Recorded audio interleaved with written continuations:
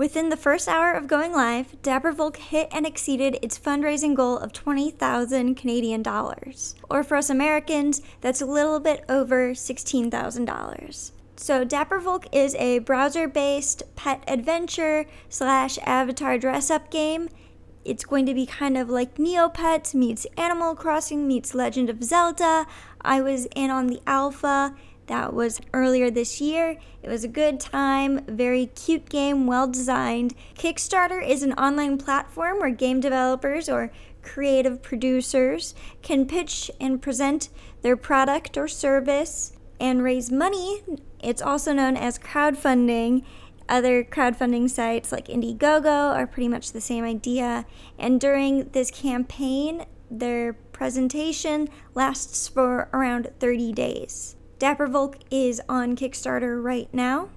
Let's talk about their success and some of the concerns we've had up to this point. We're over 19 days into the Dappervolk Kickstarter, and we have 9 days left at the time I'm recording this. Over 1,000 backers have raised 60,000 United States dollars. Each stretch goal that the campaign has had has been met. So a stretch goal is a goal that a developer will add in after their base goal is met. So the base goal was 20,000 Canadian dollars. So the stretch goal for having animated clothing might be at $30,000. In this example, all of those stretch goals have been met.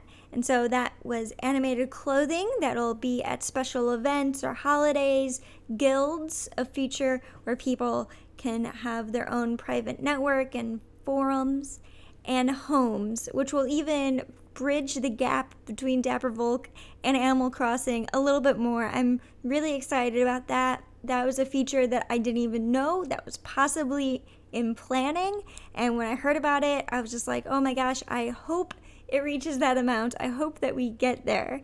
These stretch goals in these kind of crowdfunding campaigns are for the dreams that the developer would have to bring to their project if they had their dream amount of money. So these stretch goals are huge to have hit because it's really going to improve the game, and it might not be something that's implemented immediately just because the base game of Dappervolk has already been built.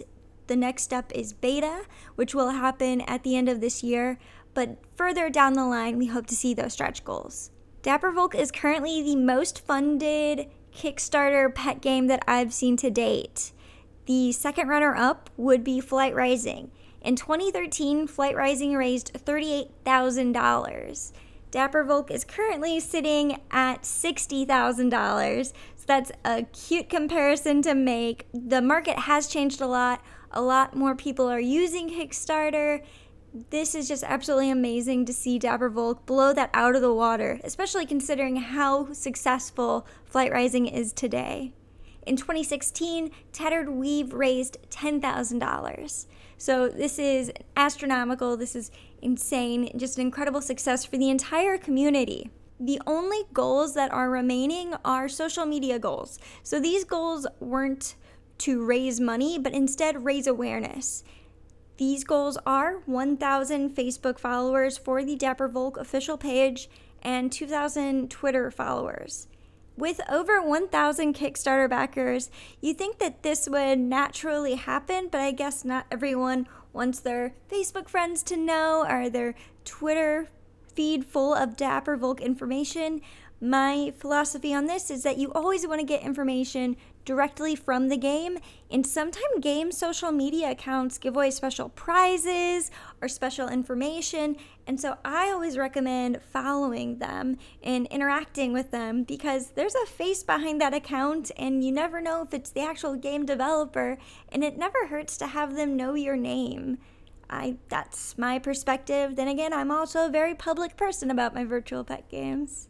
The most expensive tier, backer level, in the Kickstarter was the Minimap Designer tier, which was 2,000 Canadian dollars. Only one was available, and as part of this, you got to design non-playable characters, and along with that comes the quests that those non-playable characters have. The way Dappervolk is built, your character can move about the map and go to different parts of the world. So this would be a huge contribution to the game and a great way to interact and show your support for the game. I was really surprised by how quickly this and the other tiers just slightly below it went. For me, this is the kind of tier that I would build as a designer and think maybe if I'm lucky someone will get this, someone will do this kindness for me, and this is absolutely amazing to see it get unlocked, especially with 9 days left in the campaign. I backed at the stickers, pins, and prints level, which will get me some physical goodies and also 2 beta keys to spare. On this note, I've gotten a few Facebook messages and I get asked occasionally what I'm going to do with my spare items. I also have extra alpha support bundle keys, which included the alpha bundle pet. And I guess at some point I'm going to host a giveaway. I just bought the things and giving them away is an afterthought, so it might happen soon and it might happen months away. We never know, okay? The most important thing to take away from that is that I'm not looking to sell these. I don't want to sell them. Please don't offer me money. Don't reach out for them. I'm not going to give them to you because you ask for them. They're going to come away in some kind of contest or giveaway form. The most popular Kickstarter backer tier is the Creature Tamer tier at 100 Canadian dollars. It includes 2 beta keys for friends and Kickstarter only pets. Let's talk about those Kickstarter only pets while we're on the topic.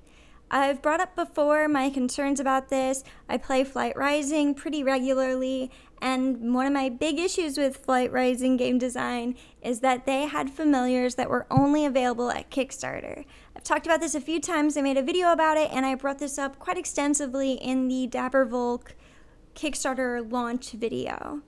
I see the retiring of pets after the Kickstarter as almost a way to punish people for either not knowing about the Kickstarter or not being old enough to have the economic freedom to participate in the Kickstarter, which are both things that are out of people's control. And this wouldn't be so bad if it weren't for the bestiary, which is an online catalog where you could see all of the pets that you've accumulated, if that weren't linked on every page with a number associated with it. I see that as a taunting reminder that you didn't know or you weren't old enough to participate and support the game, even if you may currently support it very much. So I talked to Quizlings, the lead developer, also named as Anji.